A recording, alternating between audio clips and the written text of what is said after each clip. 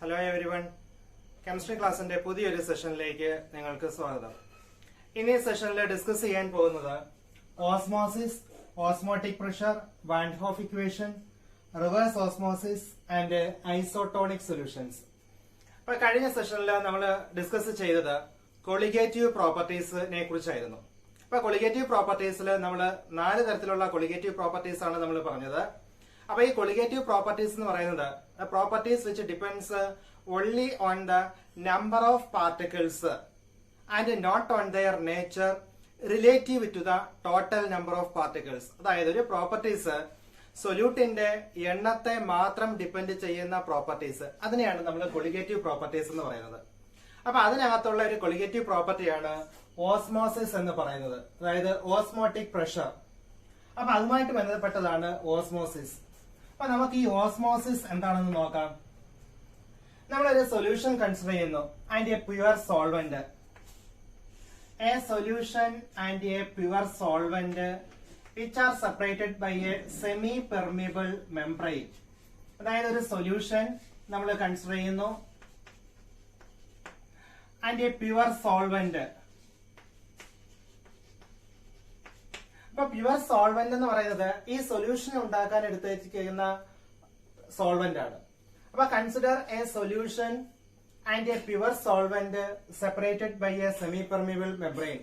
ഈ semi permeable membrane means a membrane that allows the passage of only solvent particles and not on the solute particles.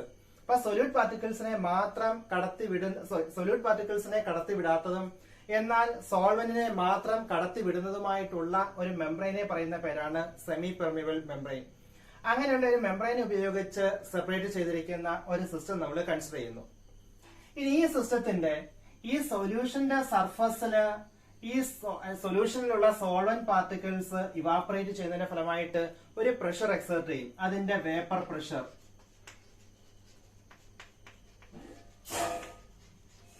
ആ vapour pressure ഈ സൊല്യൂഷന്റെ സർഫസിലും exert ചെയ്യും, അതേപോലെ തന്നെ pure സോൾവെന്റിന്റെ സർഫസിലും exert ചെയ്യും.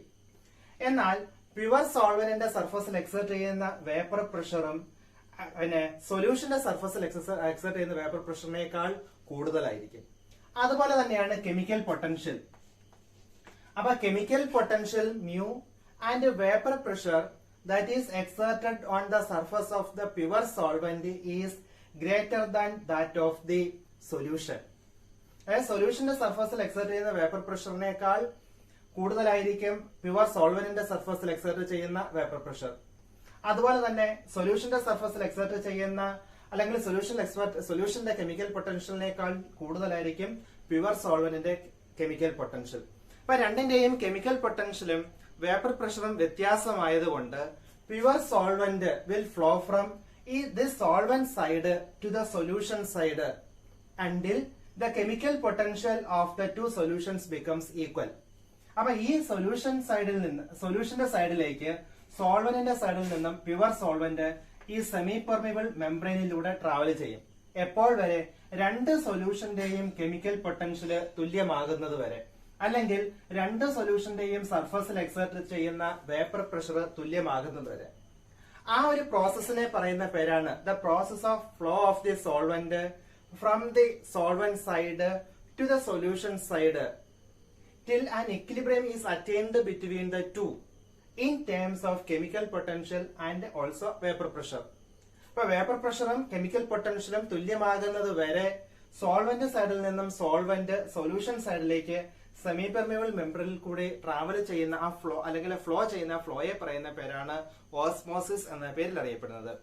That is the process of flow of solvent from solvent side to the solution side until the chemical potential of the solvent on the solution side and the solvent side becomes equal. That process is called osmosis. അപ്പൊ ഒരു equilibrium attain ചെയ്ത് കഴിഞ്ഞാൽ ഈ osmosis stop ചെയ്യും. ആ സമയത്ത് ഈ സൊല്യൂഷന്റെ സൈഡില് ഒരു പ്രഷർ എക്സർട്ട് ചെയ്യും. ആ എക്സസ് പ്രഷർ അല്ലെങ്കിൽ ഒരു എക്സ്ട്രാ പ്രഷർ എക്സർട്ട് ചെയ്യും. ആ എക്സ്ട്രാ പ്രഷറിനെ പറയുന്ന പേരാണ് ഓസ്മോട്ടിക് പ്രഷർ എന്ന പേരിൽ അറിയപ്പെടുന്നത്. The extra pressure exerted on the solution side to just stop the flow of the solvent. That is, flow of the solvent നെ പറയുന്ന പേരാണ് ഓസ്മോസിസ്. ആ ഓസ്മോസിസ് സ്റ്റോപ്പ് ചെയ്യാൻ വേണ്ടി സൊല്യൂഷന്റെ സൈഡിൽ എക്സർട്ട് ചെയ്യുന്ന എക്സ്ട്രാ പ്രഷറിനെ പറയുന്ന പേരാണ് ഓസ്മോട്ടിക് പ്രഷർ എന്ന് പറയുന്നത്. The extra pressure that is applied on the solution side to just stop the flow of the solvent is called osmotic pressure. അതിനെ റെപ്രസെന്റ് ചെയ്യുന്ന ലെറ്റർ പൈ ആണ്. ഓസ്മോട്ടിക് പ്രഷറിനെ റെപ്രസെന്റ് ചെയ്യുന്ന ലെറ്റർ പൈ, അതായത് capital pi ആണ്. നമ്മൾ സാധാരണ ഉപയോഗിക്കുന്ന പൈ എന്ന് പറയുന്നത് സ്മോൾ പൈ. ഇത് സ്മോൾ പൈ ആണ്. നമ്മൾ അതിനെയാണ് ക്യാപിറ്റൽ പൈ ആയിട്ട് ഉപയോഗിക്കുന്നത്. അപ്പൊ osmotic pressure is represented by the letter capital pi. അപ്പൊ എന്താണ് ഓസ്മോട്ടിക് പ്രഷർ എന്ന് പറഞ്ഞു കഴിഞ്ഞാല് the pressure applied on the solution side to just അല്ലെങ്കിൽ the extra pressure that is applied on the solution side to just stop the osmosis. Osmosis just stop ചെയ്യുന്നതിന് വേണ്ടി solution സൈഡിൽ apply ചെയ്യുന്ന അല്ലെങ്കിൽ exert ചെയ്യുന്ന എക്സ്ട്രാ പ്രഷറിനെ പറയുന്ന പേരാണ് osmotic pressure എന്ന് പറയുന്നത്.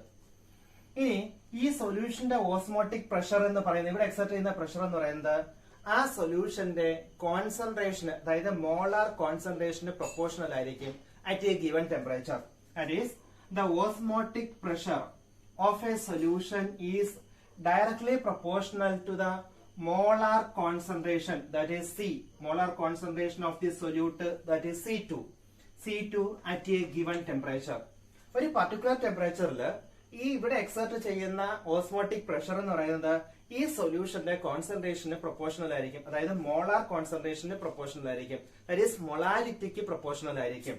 ഇനി എന്താണ് C2 എന്ന് പറഞ്ഞു കഴിഞ്ഞാല്, it is the number of moles of the solute, that is N2 present in V volume of the solvent. Here C2 is the concentration in molar concentration. അപ്പൊ C2 എന്ന് പറഞ്ഞാൽ എന്താണ്? It is the number of moles of the solute dissolved per V volume of the solution. V വോളിയത്തിൽ dissolve ചെയ്തിരിക്കുന്ന സൊല്യൂട്ടിന്റെ concentration, മോളാരിറ്റി, number of moles ആണ് എന്ന് പറയുന്നത് C2 എന്ന് പറയുന്നത്. അപ്പൊ നമ്മളിവിടെ ഇതിനെ പ്രൊപ്പോർഷണാലിറ്റി മാറ്റി ഈക്വൽ സൈൻ ആക്കി മാറ്റും. That is pi is equal to ഒരു കോൺസ്റ്റന്റ് മൾട്ടിപ്ലൈ ചെയ്യും R C into RT, where R is the gas constant. Where R is the gas constant. അപ്പൊ ഇക്വേഷൻ സബ്സ്റ്റിറ്റ്യൂട്ട് ചെയ്ത് കഴിഞ്ഞാൽ പൈ ഇസ് ഈക്വൽ ടു സിക്ക് പകരം N2 divided by V into RT, or V നെ left സൈഡിൽ കൊണ്ടുവരുന്നു. Pi V is equal to N2 into RT, or that is equal to N2 ന് പകരം, where N2 is the number of moles of the solute present in V volume of the solution, that N2 can be replaced by N2 is equal to number of moles.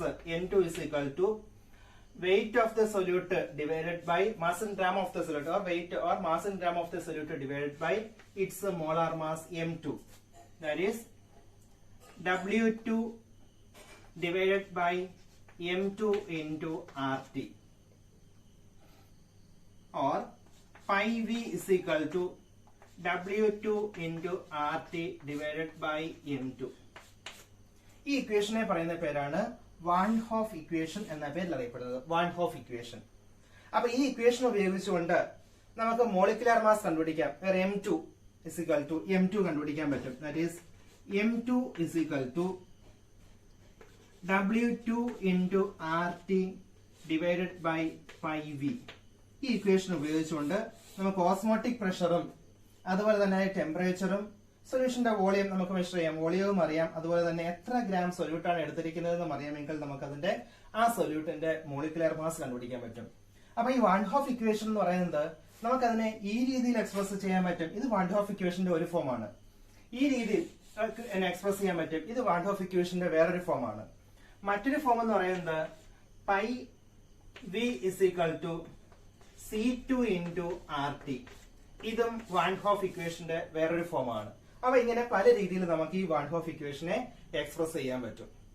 അപ്പൊ ഇത്രയാണ് osmosis, osmotic pressure and van Hoff equation. നമുക്ക് അടുത്തത് reverse osmosis എന്താണെന്ന് നോക്കാം. Reverse osmosis എന്ന് പറഞ്ഞു കഴിഞ്ഞാല് നമ്മൾ ഇവിടെ എക്സർട്ട് ചെയ്യുന്ന പ്രഷർ, അതായത് സൊല്യൂഷൻ സൈഡില് ഈ ഓസ്മോസിസ് സ്റ്റോപ്പ് ചെയ്യാൻ വേണ്ടി എക്സർട്ട് ചെയ്യുന്ന പ്രഷറിനെയാണ് നമ്മൾ ഓസ്മോട്ടിക് പ്രഷർ എന്ന് പറയുന്നത്. നമ്മൾ ഈ ഒരു ഓസ്മോട്ടിക് പ്രഷറിനെക്കാട്ടിൽ ഒരു അല്പം കൂടിയ ഒരു പ്രഷർ കൊടുക്കുകയാണെന്നുണ്ടെങ്കിൽ if a pressure that is more than the osmotic pressure is applied on the solution side, the solvent will flows in the opposite direction. അപ്പൊ നമ്മൾ ഈ സൊല്യൂഷൻ സൈഡില് ഓസ്മോട്ടിക് പ്രഷറിനെക്കാട്ടിൽ കൂടിയ ഒരു പ്രഷർ എക്സർട്ട് ചെയ്യുകയാണെന്നുണ്ടെങ്കിൽ if a pressure higher than the osmotic pressure of the solution is exerted on the solution side, solution സൈഡില് osmotic പ്രഷറിനെക്കാട്ടിൽ കൂടിയ ഒരു പ്രഷർ എക്സർട്ട് ചെയ്യുകയാണെന്നുണ്ടെങ്കിൽ the solvent molecules will flow from solution to the pure solvent side. That process is called reverse osmosis, RO. അപ്പൊ ഈ reverse osmosis അനുസരിച്ചാണ് കടൽ വെള്ളത്തെ ശുദ്ധീകരിക്കുന്നത്, അതായത് ഡീസാലിനേഷൻ ഓഫ് സീ വാട്ടർ. ഇപ്പൊ സീ വാട്ടറിനെ പ്യൂരിഫൈ ചെയ്ത് ഡ്രിങ്കിങ് വാട്ടർ ആക്കി മാറ്റുന്നത് റിവേഴ്സ് ഓസ്മോസിസ് വഴിയാണ്. അപ്പൊ എന്താണ് റിവേഴ്സ് ഓസ്മോസിസ് എന്ന് പറഞ്ഞു കഴിഞ്ഞാല് if a pressure greater than the osmotic pressure of the solution is applied on the solution side, the solvent molecules will flow from solution side to the pure solvent side. That process is known as reverse osmosis, that is RO, in short form RO. അപ്പൊ ഇതിന്റെ application എന്ന് പറയുന്നത് desalination of sea water, sea വാട്ടറിനെ purify ചെയ്യുന്നതിന് വേണ്ടി drinking water ആക്കി മാറ്റുന്നതിന് വേണ്ടി നമ്മൾ റിവേഴ്സ് ഓസ്മോസിസ് ഉപയോഗിക്കും. ഇനി അടുത്തത് ഐസോട്ടോണിക് സൊല്യൂഷൻസ്. ഐസോട്ടോണിക് സൊല്യൂഷൻസ് എന്ന് പറഞ്ഞു കഴിഞ്ഞാൽ two solutions having the same osmotic pressure, two solution having same osmotic pressure are called isotonic solutions. അപ്പൊ രണ്ട് സൊല്യൂഷന് ഒരേ ഓസ്മോട്ടിക് പ്രഷർ ആണെന്നുണ്ടെങ്കിൽ ആ സൊല്യൂഷനെ പറയുന്ന പേരാണ് ഐസോട്ടോണിക് സൊല്യൂഷൻ എന്ന് പറയുന്നത്. അപ്പൊ ഇങ്ങനെ രണ്ട് ഐസോട്ടോണിക് സൊല്യൂഷനെ തമ്മിൽ സെപ്പറേറ്റ് ചെയ്ത് ഒരു സെമി പെർമിയബിൾ മെംബ്രെയിൻ വെച്ച് കഴിഞ്ഞാല് അവിടെ ഓസ്മോസിസ് നടക്കുകയില്ല. When such a solution is separated by a semi-permeable membrane, no osmosis will occur. Such a solutions are called isotonic solutions. അതായത് two solutions having the same osmotic pressure at a given temperature are called isotonic solutions. An example എന്ന് പറയുന്നത് ബ്ലഡിനകത്തുള്ള ഫ്ലൂയിഡിന്റെയും blood ഫ്ലൂയിഡിന്റെയും 0.9% weight by volume sodium chloride solution, അതായത് 0.9 gram of the sodium chloride dissolved in 100 ml of water, അതാണ് 0.9% weight by volume of sodium chloride. ഈ രണ്ട് സൊല്യൂഷന്റെയും പ്രഷർ ഒരേപോലെയാണ്, ഓസ്മോട്ടിക് പ്രഷർ ഒരേപോലെയാണ്, അതായത് ഈ രണ്ട് സൊല്യൂഷനും ഐസോട്ടോണിക് ആണ്. അപ്പൊ ഐസോട്ടോണിക് എന്ന് പറഞ്ഞാൽ രണ്ട് സൊല്യൂഷന്റെയും ഓസ്മോട്ടിക് പ്രഷർ ഒരേപോലെ വരിക എങ്കിൽ നമ്മൾ അതിനെ പറയുന്ന പേരാണ് ഐസോട്ടോണിക് സൊല്യൂഷൻസ് എന്ന് പറയുന്നത്. Two solutions having the same osmotic pressure. അപ്പൊ ആർക്കൊക്കെയാണ് സെയിം ഓസ്മോട്ടിക് പ്രഷർ ഉള്ളത്? The fluid inside the blood fluid and 0.9% weight by volume of sodium chloride solution have same osmotic pressure. അതുകൊണ്ട് നമുക്ക് പറയാം these two solutions are isotonic. അപ്പൊ ഇത് തമ്മിൽ separate ചെയ്ത് നമ്മളൊരു സെമി പെർമിയബിൾ മെംബ്രെയിൻ വെച്ച് കഴിഞ്ഞാൽ ഇത് തമ്മിൽ ഓസ്മോസിസ് നടക്കുകയില്ല. അതായത് ബ്ലഡ് ഫ്ലൂയിഡിൽ നിന്ന് സോൾവെന്റ് പാർട്ടിക്കിൾസ് സോഡിയം ക്ലോറൈഡ് സൊല്യൂഷനിലേക്കോ അല്ലെങ്കിൽ സോഡിയം ക്ലോറൈഡിൽ നിന്ന് സോൾവെന്റ് പാർട്ടിക്കിൾസ് ബ്ലഡ് ഫ്ലൂയിഡിലേക്കോ ട്രാൻസ്ഫർ ചെയ്യത്തില്ല അല്ലെങ്കിൽ ഫ്ലോ ചെയ്യത്തില്ല. If the concentration of the solution is greater than 0.9%, നമ്മൾ ഈ സോഡിയം ക്ലോറൈഡ് സൊല്യൂഷന്റെ കോൺസെൻട്രേഷൻ നമ്മൾ 0.9%-നേക്കാട്ടിൽ കൂടിയ ഒരു സൊല്യൂഷൻ എടുക്കുന്നത്. For example 1 gram sodium chloride 100 ml dissolve ചെയ്ത 1% സൊല്യൂഷനകത്ത് നമ്മൾ സെല്ലിട്ട് വെച്ച് കഴിഞ്ഞാൽ അപ്പൊ കോൺസെൻട്രേഷൻ ഇവിടെ കൂടുതലാണ്. അപ്പൊ നമ്മൾ സെല്ലിട്ട് വെച്ച് കഴിഞ്ഞാൽ ഈ ബ്ലഡ് ഫ്ലൂയിഡിൽ നിന്നും, അതായത് ബ്ലഡ് ഫ്ലൂയിഡിനകത്തുള്ള വാട്ടർ മോളിക്യൂൾസ് സോഡിയം ക്ലോറൈഡ് സൊല്യൂഷനകത്തേക്ക് ഫ്ലോ ചെയ്യും. അതായത് water will flow out of the cell. അതിന്റെ ഫലമായിട്ട് സെൽ ഷ്രിങ്ക് ചെയ്യും. അപ്പൊ നമ്മൾ ആ സൊല്യൂഷനെ പറയുന്ന പേരാണ്, അതായത് 0.9%-നേക്കാട്ടിൽ സോഡിയം ക്ലോറൈഡ് സൊല്യൂഷന്റെ കോൺസെൻട്രേഷൻ കൂടിയ സൊല്യൂഷൻ, അതിനെ പറയുന്ന പേരാണ് ഹൈപ്പർടോണിക് സൊല്യൂഷൻ എന്ന് പറയുന്നത്. Hypertonic solution. അപ്പൊ if the concentration of the sodium chloride is greater than 0.9% and if you place blood cells in or cells in such a solution, the water molecules from flow out of the cell and the cell will shrink. Such a solution is called a hypertonic solution, sir. If the concentration of the solution is less than 0.9%, സൊല്യൂഷന്റെ concentration 0.9%-നേക്കാട്ടിൽ കുറവാണെന്നുണ്ടെങ്കിൽ ആ സൊല്യൂഷനെ പറയുന്ന പേരാണ് hypotonic solution എന്ന് പറയും. Hypotonic solution. If the concentration of the solution is less than 0.9%, for example, 0.8 gram of sodium chloride is dissolved in 100 ml of water, and if we place a blood cells or cells in that solution, the water molecules will flow into the cell. അങ്ങനെയുള്ള ഒരു സൊല്യൂഷനിലേക്കാണ് നമ്മൾ സെല്ലിനെ വെക്കുന്നതെങ്കിൽ water molecules will flow into the cell. സെൽസിനകത്തേക്ക് water molecules flow ചെയ്യും. അതിന്റെ ഫലമായിട്ട് സെൽ എന്ത് ചെയ്യും? എക്സ്പെൽ ചെയ്യും, അതായത് സ്വെൽ ചെയ്യും. അപ്പൊ ഇങ്ങനെയുള്ള സൊല്യൂഷൻ ആണ്, ഒരു ഹൈപ്പോട്ടോണിക് സൊല്യൂഷനിലാണ് നമ്മൾ സെൽ പ്ലേസ് ചെയ്യുന്നതെങ്കിൽ സെൽ എന്ന് പറയുന്നത് സ്വെൽ ചെയ്യും, അതായത് വീർത്തു പോകും. അപ്പൊ നമ്മള് ഹൈപ്പർട്ടോണിക് സൊല്യൂഷനിലാണ് സെൽ വെക്കുന്നതെങ്കിൽ സെൽ ചുരുങ്ങിപ്പോകും. ഹൈപ്പോട്ടോണിക് സൊല്യൂഷനിലാണ് സെൽ വെക്കുന്നതെങ്കിൽ സെൽ എന്ത് ചെയ്യും? സ്വെൽ ചെയ്യും, വീർത്തു വരും. അപ്പൊ ഇതാണ് ഐസോട്ടോണിക് സൊല്യൂഷൻസ് എന്ന് പറയുന്നത്. അപ്പൊ ഐസോട്ടോണിക് സൊല്യൂഷൻസ് എന്ന് പറഞ്ഞാൽ എന്താണ്? Two solutions having the same osmotic pressure at a given temperature are called isotonic solutions. അപ്പൊ അങ്ങനെയുള്ള സൊല്യൂഷൻസ് തമ്മിൽ സെമി പെർമിയബിൾ മെംബ്രെയിൻ ഉപയോഗിച്ചുകൊണ്ട് സെപ്പറേറ്റ് ചെയ്ത് കഴിഞ്ഞാൽ അവിടെ ഓസ്മോസിസ് നടക്കുകയില്ല. അപ്പൊ അവിടെ നമ്മള് ബ്ലഡ് ഫ്ലൂയിഡിന്റെയും 0.9% weight by volume sodium chloride സൊല്യൂഷന്റെയും ഓസ്മോട്ടിക് പ്രഷർ സെയിം ആണ്. അതുകൊണ്ട് നമ്മൾ ഈ രണ്ടെണ്ണത്തിനെയും പറയും ഇത് രണ്ടും ഐസോട്ടോണിക് സൊല്യൂഷൻസ് ആണ്. അതുകൊണ്ടുള്ള പ്രത്യേകത എന്ന് പറഞ്ഞു കഴിഞ്ഞാൽ നമുക്ക് ഈ സൊല്യൂഷൻ നമുക്ക് ബ്ലഡിലേക്ക് ഇഞ്ചക്ട് ചെയ്യാൻ പറ്റും, ഇൻട്രാവെനസ് ആയിട്ട് ഇഞ്ചക്ട് ചെയ്യാൻ പറ്റും. ഇനി if the concentration of the sodium chloride solution is greater than 0.9%, the solution cell will shrink because the water molecules will flow out of the cell. If the such a solution is called hypertonic solutions. If the concentration of the solution is less than 0.9%, the solution is called hypotonic, and if we place a blood cells or any cells in that solution, the cell will swell. അപ്പൊ ഇത്രയാണ് നമ്മൾ dilute സൊല്യൂഷനകത്ത് colligative properties, osmotic pressure എന്ന് പറയുന്ന ആ ടോപ്പിക്കിൽ നമുക്ക് പഠിക്കാനുള്ളത്. അപ്പൊ അടുത്ത സെഷനിൽ നമുക്ക് ബാക്കിയുള്ള കൊളിഗേറ്റീവ് പ്രോപ്പർട്ടീസുമായിട്ട് വീണ്ടും കാണാം.